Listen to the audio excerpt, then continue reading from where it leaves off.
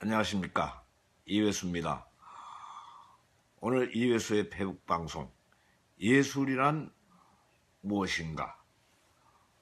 주제는 예술이란 무엇인가입니다. 너무 거창하죠.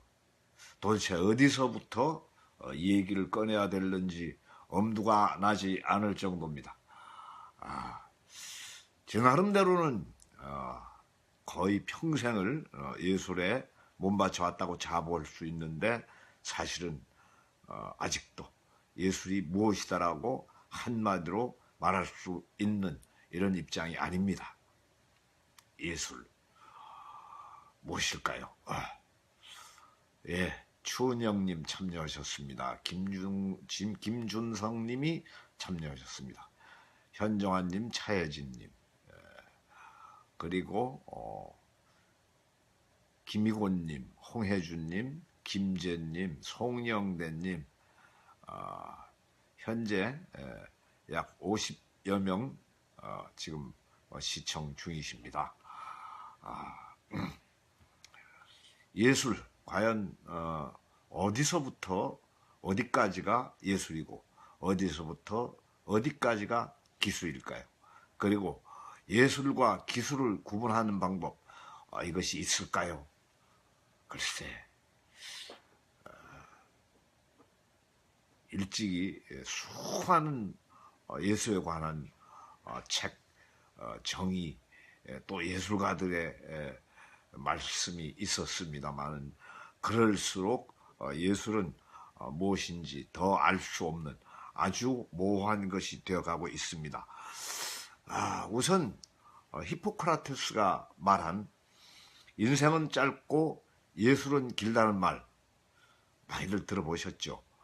정말 그럴까요? 오늘날 보면은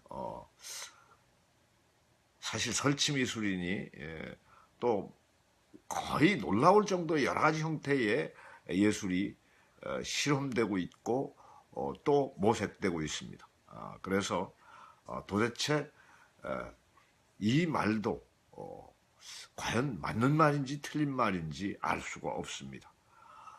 또 예술은 모방으로부터 출발한다, 이런 말이 있습니다만, 과연 그럴까요? 모방으로부터 출발하면 이것은 벌써 예술이 아닌 것 아닙니까? 그것은 기술이겠죠. 예술은 배울 수 있는 것, 또는 가르칠 수 있는 것, 이것은 아니라고 봅니다. 배울 수 있는 것, 모방할 수 있는 것, 또 가르칠 수 있는 것, 이것은 기술입니다. 그러니까 예술은 더 적확하게 말한다면 창조로부터 출발한다, 이렇게 말해야 옳겠습니다. 왜냐하면 예술은 우주에서 하나밖에 없는 것이고 오직 그 사람만이 할 수 있는 것입니다. 그래서 예술은 모방으로부터 출발한다는 말은 터무니없는, 그야말로 예술을 모르는 사람들의 정의가 아닌가 싶습니다. 오스카 와일드는 또 이런 얘기를 했습니다. 예술은 모방이 끝나는 곳에서부터 시작된다. 오히려 이 오스카 와일드의 말은 더 사실은 믿음이 가는 말이 되겠습니다. 예술을 아시는 분의 말이 되겠습니다. 물론 오스카 와일드는 도리언 그레이의 추상이라고 하는 소설을 쓴 소설가죠. 소설은 문학이고 문학도 예술입니다. 그러니까 오스카 와일드도 예술가입니다. 예술가의 한 사람으로서 내린 정의겠죠.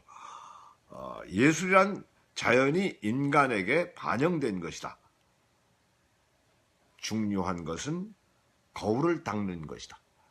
그러니까 예술은 자연을 반영하는 거울이라고 하는 얘기가 되겠습니다. 이 말은 로댕의 말입니다. 조각가 로댕.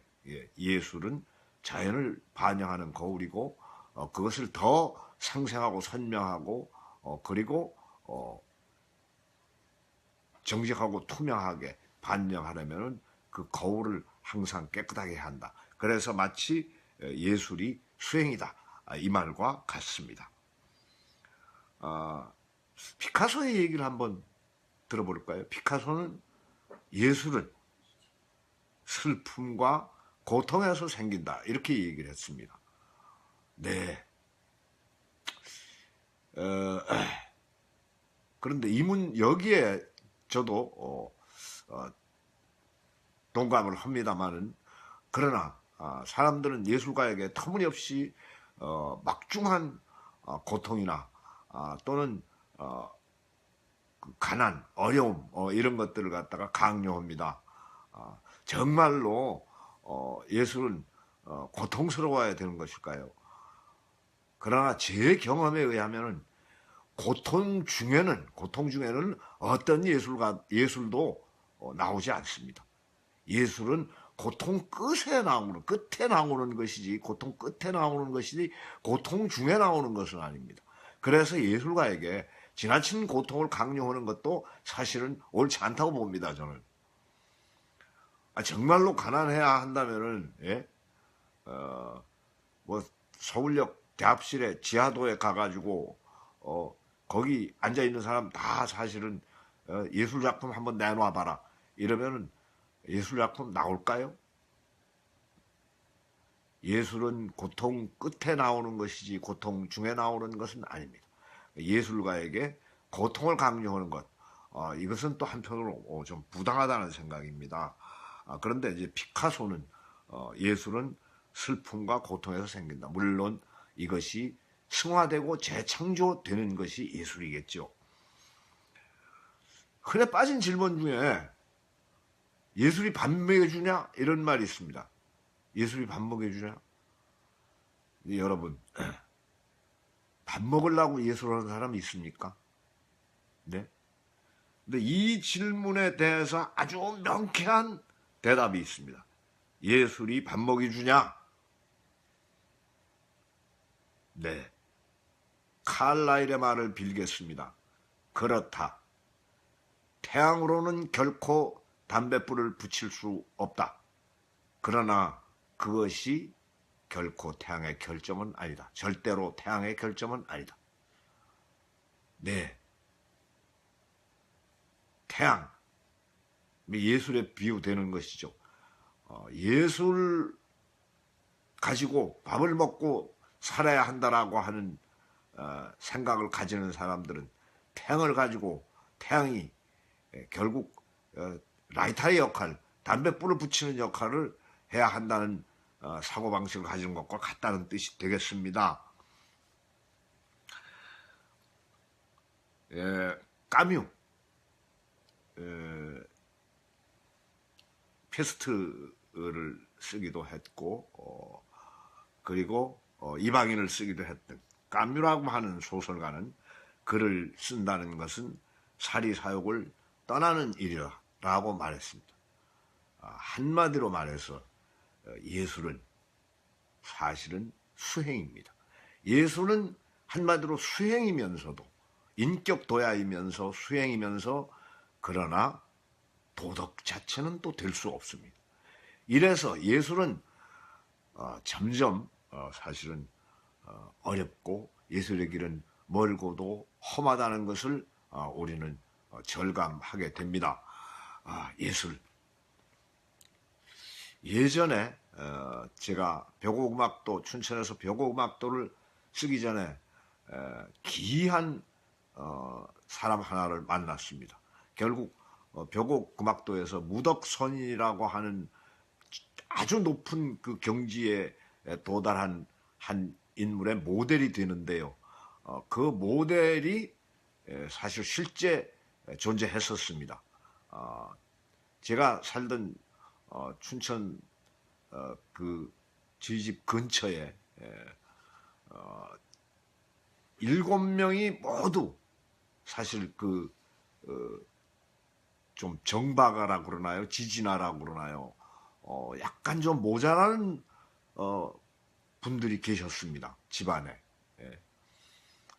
그 아버님은 굉장히 그 외정 때 높은 벼슬을 하셨던 분이고, 그리고 상당히 그 덕망이 있어서 그 일대의 모든 땅이 그 집 땅이었었어요.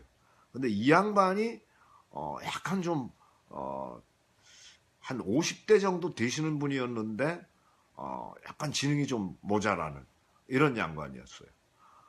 근데 이제 그 양반이 담배를 굉장히 좋아했습니다. 그래서 저는 담배로 이제 그 양반하고 담배를 서로 주고받으면서 좀 얘기를 자주 나누고 즐겼었는데 어느 날 놀라운 사실을 발견했습니다. 제가 그림을 보여주면은 이분이 굉장히 기뻐하는 거예요. 즐거워했습니다. 그래서 역대 뭐 예전 유명한 화가들 그림들 계속적으로 보여줬습니다. 현대에 이르기까지 쫙 보여주면 다 기뻐하셨어요. 예. 그리고 심지어는 비구상,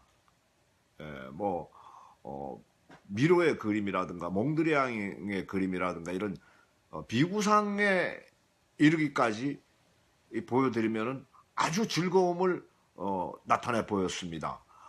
그래서 사실은 이 양반이 그 짝퉁도 알아볼 수 있을까라고 해서 거의 기초가 충분하지 않은 분들의 그림도 보여드립니다. 보여드리면 이 양반이 이렇게 들여다보다가 휙 집어 던져버립니다. 그 대개의 경우 기초가 튼튼하지 않은 분의 그림은 휙 집어 던지면서 아무것도 아니에요 이렇게 얘기를 하는 겁니다. 그래서 제가 응접실에 내려가서 급조를 해서 수채화 하나를 막 이렇게 급조를 해가지고 이렇게 딱 이 그림은 어때요? 그러고 물으면은 한참 들여다보다가 휙 집어 던져버립니다. 아무것도 아니라는 겁니다. 예, 무참했지요. 예. 그런데 어느 날 보면은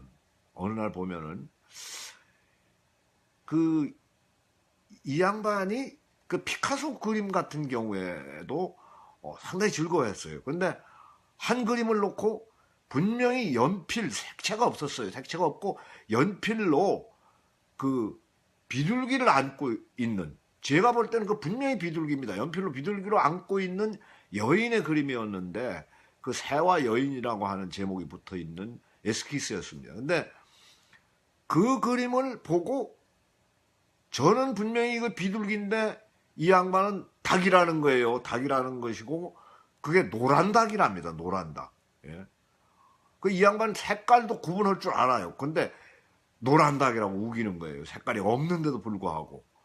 그래서 사실은 또 고집세 가지고 절대로 안 고칩니다. 자기가 한번 딱 일단 우기기 시작하면은. 그래서 그거 가지고 좀 다툰 적이 있습니다. 그래서 사이가 조금 소원했던 적이 있는데 그렇게 놀랍게 그림의 감별력을 가진 분, 이게 예술이다 아니다가 이 양반은 이 어떤 기준이 있는 거예요. 그런데 이건 과연 기준이 뭘지를 알 수가 없어요.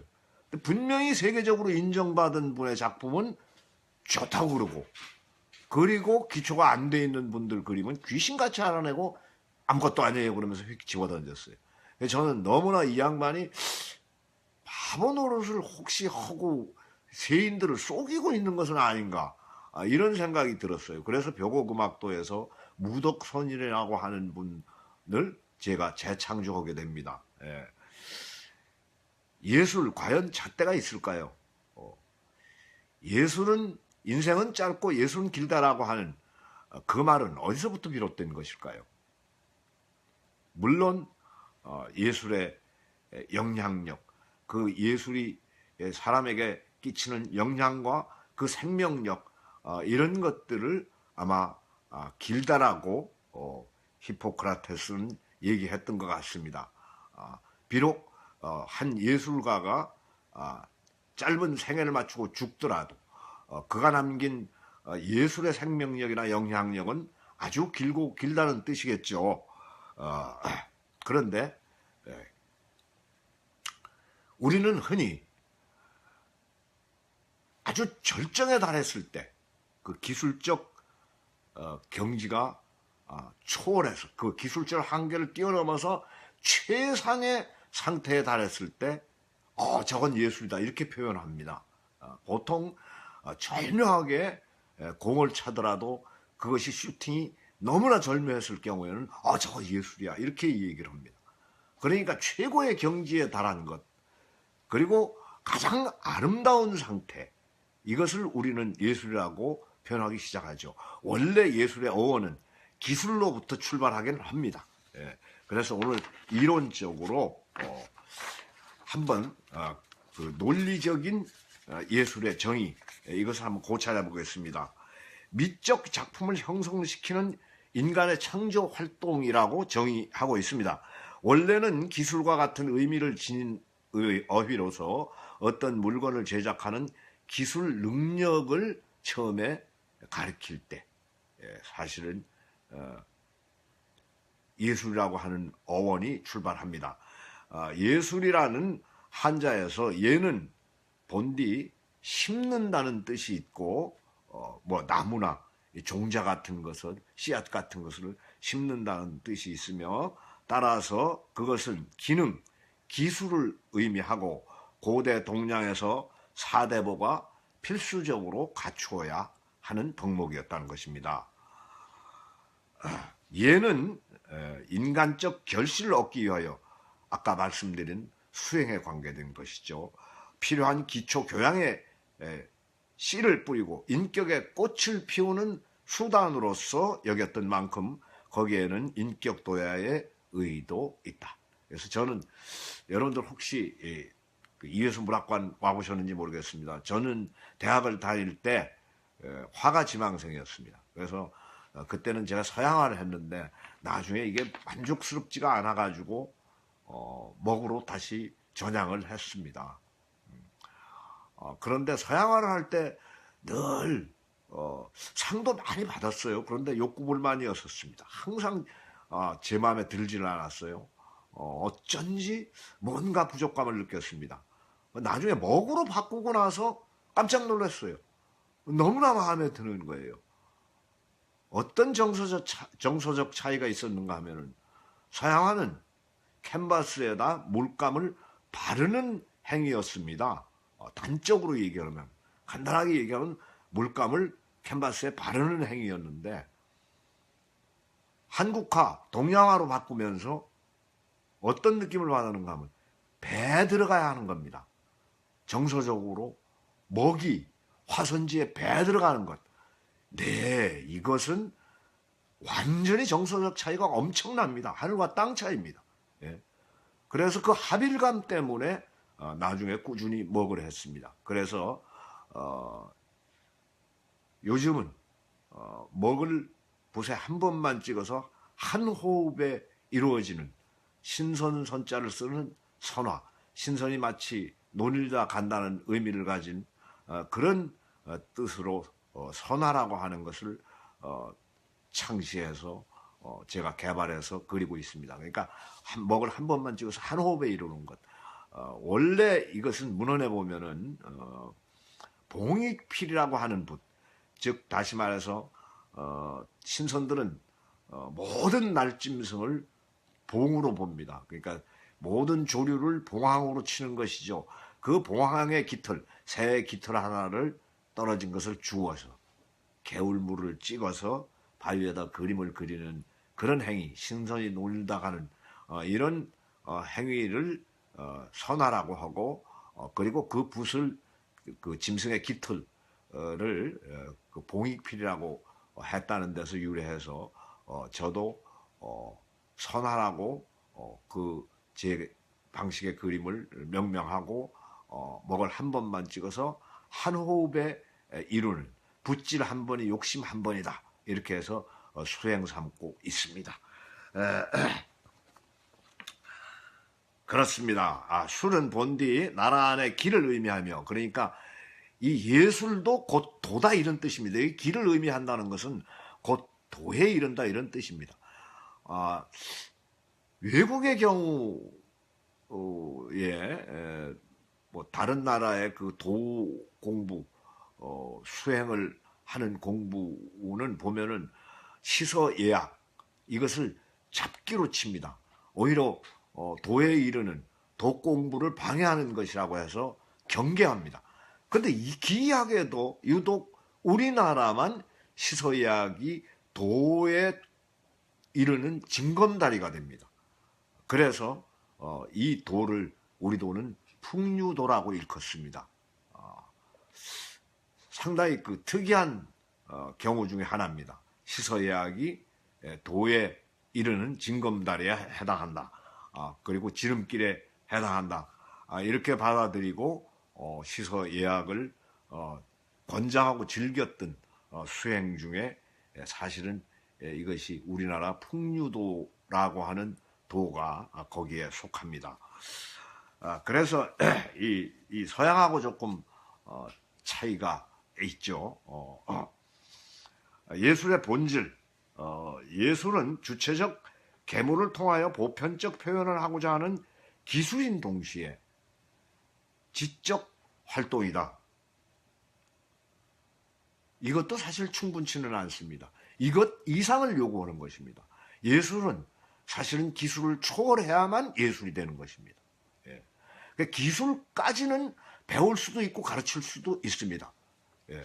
그리고 그렇게 뭐 놀라운 아름다움이라든가 지극한 경지에 이르기를 요구하지는 않습니다. 기술의 범주는. 그러나 예술은 기술의 상태, 기술의 최상의 상태를 초월한 것만이 사실은 예술계에서는 예술로 인정받는다고 할 수 있겠습니다. 예술가는 보편적인 것을 직관하여 그것을 종이, 그림, 물감, 돌, 소리, 기호 따위 물질적 재료에 의하여 표현하고 이것을 관상자에게 직관시키고자 한다. 예술 작품으로부터 관상자가 향수하는 것은 단순히 관능적 쾌감에서 그치는 수동적인 입장이 아니라 한 걸음 더 나아가 그 작품을 통해서 미를 창조하는 과정이다. 네, 여기에서 중요한 것이 바로 미입니다. 예술의 궁극은 아름다움이 있습니다. 그리고 이 아름다움은 내적 아름다움이라 합니다. 이게 예술이나 아니냐를 결정짓는 가장 중요한 것은 내적 에너지입니다. 그래서 우리가 이것을 보고 이거는 예술이다, 아니다라고 말할 수 있는 것은 그 안에 정신적 에너지와 영적 에너지가 용해되어 있는가 아닌가, 이것이 결정하는 것입니다. 어렵죠. 이것을 누가 결정하겠습니까? 물론 감상자가 결정합니다. 감상자가 어느 정도의 수준을 가져야만이 그것을 측정할 수 있을까요? 이 안에 정신적 에너지, 영적 에너지가 있느냐 없느냐를 과연 적확하게 측정해낼 수 있는 사람이 몇 명이나 될까요? 이것은 너무나 중요한 요소가 됩니다마는, 그리고 그 잣대가 됩니다마는, 그러나 이것은 불가시적인 요소들입니다. 이것이 뇌안이나 육안의 범주에서 평가되는 것이 아니라 심안과 영안의 범주에서 평가되는 형이상학적인 것입니다. 가장 형이하학의 대표 과학입니다. 가장 형이상학의 대표 예술입니다. 그래서 우리는 예술을 최고로 칩니다. 가장 가치 있는 것이고 인간이 사전적으로 인간이 행할 수 있는 가장 가치 있고 아름다운 행위이자 그 소산물이 예술이라고 일컬고 있습니다. 과연 누가 예술을 할 수 있으며 진정한 예술은 누구의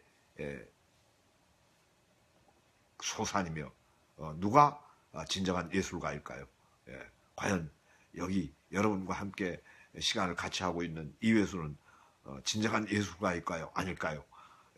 중광 스님은 이렇게 얘기했습니다. 예술은 사기요, 이렇게 얘기를 하셨는데, 그 말씀이 또 맞는지도 모르겠습니다만은 소설만 하더라도 그렇지 않습니까? 처음부터 끝까지 거짓말입니다. 네.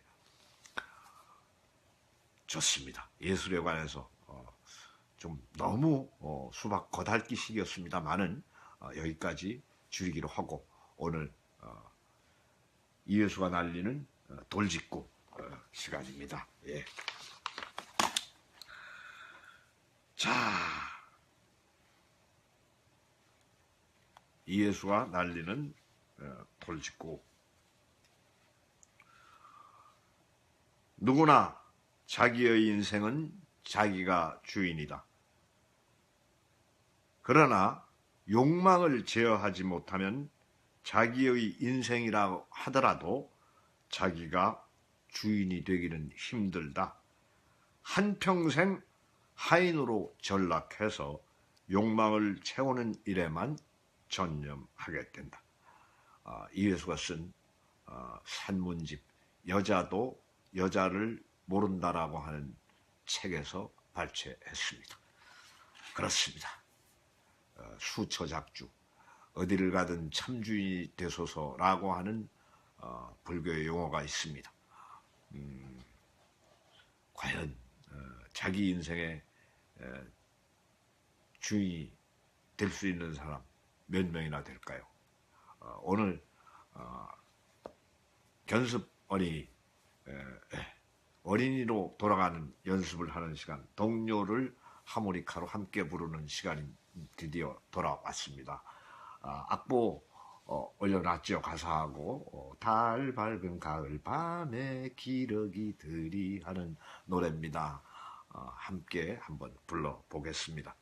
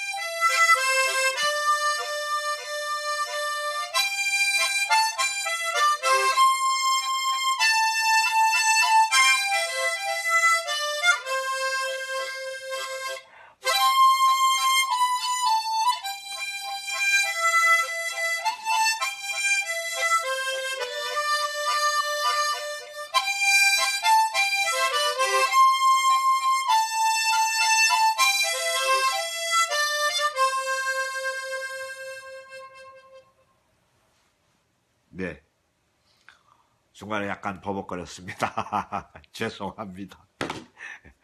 감사합니다. 그리고 예술, 궁극적으로 아름다움을 추구하는 것이라고 그랬죠. 먼저 시간에 제가 이런 얘기를 했습니다.